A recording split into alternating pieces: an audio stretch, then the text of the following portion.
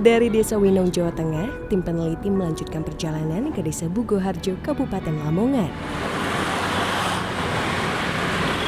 Terletak di timur Pulau Jawa, desa ini memiliki kondisi alam yang subur. Namun ironisnya para penduduk di Desa Bugoharjo kesulitan mendapatkan air bersih karena kondisi air sumur yang terasa asin. Bahkan menurut salah satu penduduk, mereka bisa menghabiskan lebih dari 1 juta rupiah setiap bulannya hanya untuk membeli air minum. Kondisi ini tentu menjadi suatu tantangan khususnya bagi para lansia di Desa Bugoharjo. Tantangan juga datang dari tingginya penduduk muda yang bermigrasi, tidak hanya keluar kota tapi juga keluar negeri. Bahkan tingginya angka migrasi membuat beberapa desa didominasi oleh wanita. Jika di kota rantau, para penduduk muda membuka usaha seperti warung ayam penyet serta soto Lamongan, berbeda dengan mereka yang tinggal di desa. Penduduk desa mayoritas bekerja sebagai petani dan peternak. Sementara para lansia biasanya berkebun dan mengerjakan pekerjaan rumah tangga seperti merawat cucu dan juga memasak. Setelah lelah bekerja, warga Desa Bugoharjo kerap berkumpul di warung kopi untuk melepas penat. Hal ini sudah menjadi kearifan lokal di mana mereka kerap ngopi sembari tukar informasi terkait pekerjaan dan kegiatan sehari-hari.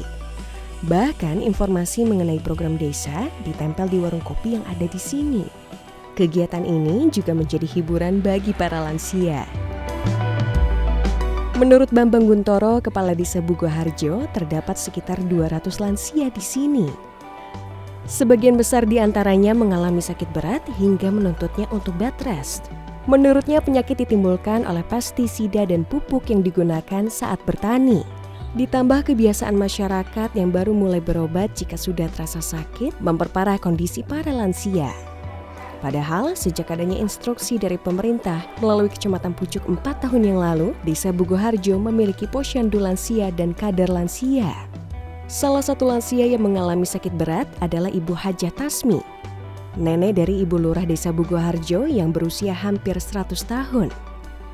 Masih aktif bekerja hingga usia 75 tahun, Ibu Tasmi mengalami BOH, istilah yang digunakan bagi para lansia yang sudah tidak bisa melakukan apapun.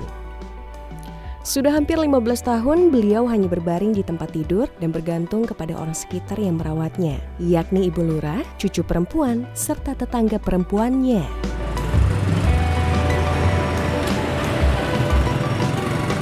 Sama seperti Ibu Cicih di Desa Cacaban, perawatan lansia di desa ini juga dilakukan oleh perempuan.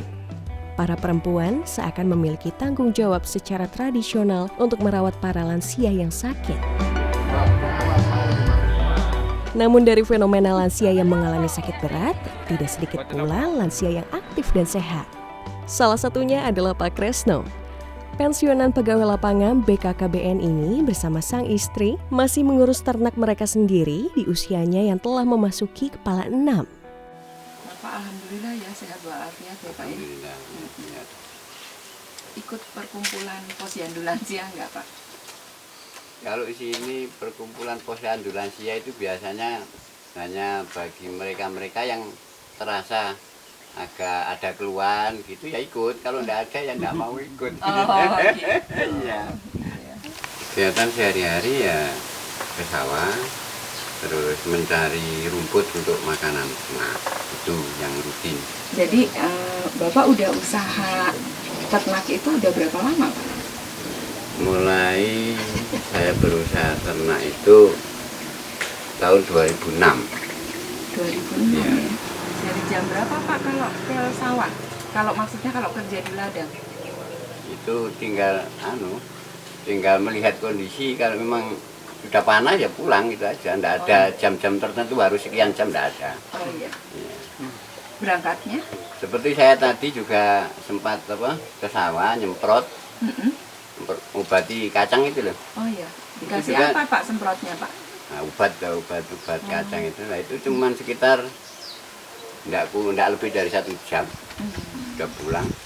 Pak Kresno juga masih aktif dalam kepengurusan desa sebagai anggota Badan Permusyawaratan Desa. Dirinya kerap melakukan pembinaan untuk para lansia melalui kegiatan pengajian dan istighosa. rata-rata mengalami kesulitan untuk pembinaan langsung ke lansianya. Ikut juga ya memikirkan juga masalah desa gitu kan. Kalau yang di sini memang biasanya kalau lansia ini sulitnya karena bagi desa-desa yang tidak ada mungkin sulit untuk membina.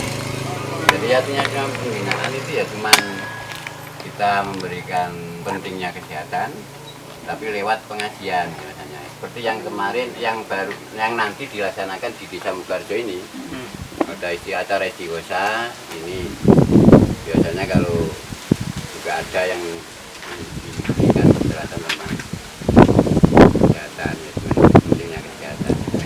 Banyak pembinaan langsung kelompok itu sulit, kadang tidak ada.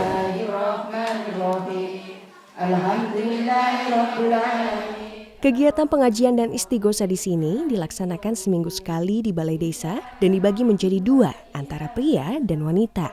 Istri dari Pak Kresno juga turut serta di dalamnya sebagai pengurus pengajian.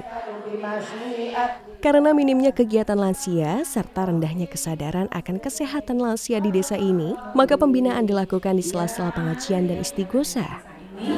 Dan juga istri-istrinya yang berusia 50 tahun. Kita buka kalau mau. Kepala Desa Bugoharjo Bambang Guntoro mengatakan bahwa masyarakat di Desa Bugoharjo masih awam mengenai informasi seputar lansia. Para lansia yang ada di desa kami, yang jelas itu mata pencariannya di samping bercocok tanam sebagai petani, juga sebagai buruh tani. Untuk kegiatan-kegiatan yang lain bagi lansia yang ada di desa Bugoharjo, untuk diajarkan senam lansia atau kegiatan-kegiatan boom industri itu belum ada sama sekali, karena masyarakat kami yang jelas mengenal hal-hal tersebut ini masih tabu banget. Yang namanya kegiatan para lansia di desa kami yang jelas itu cuma melaksanakan kegiatan, yaitu di samping masak-memasak, meramut anak dan cucu, dan kegiatan yasinan di tiap hari Kamis malam Jumat. Itu aja yang sebagai kegiatan lansia yang ada di Desa Bugoharjo. Cukup memprihatinkan juga ya keadaan lansia di sini. Iya, betul. Ya. Tapi mereka kesadaran berobat gimana Pak? Nah, kesadaran untuk berobat itu sangat minim sekali. Kadang-kadang masyarakat sini ya kita umumkan lewat pengeras saja.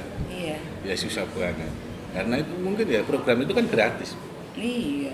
Padahal gratis. Kenapa sih kesadaran masyarakat kok tidak begitu tinggi? Mestinya kan masalah kesehatan harus sebagai prioritas utama gitu. Ya. Nah, keadaan orang sini kalau sudah sakit, jatuh sakit baru berobat. Pilihan kegiatan lansia di Desa Bugoharjo masih terbatas seputar kegiatan keagamaan, kegiatan sehari-hari seperti memasak dan merawat cucu, serta kegiatan gotong royong melalui sumbangan dan derewang.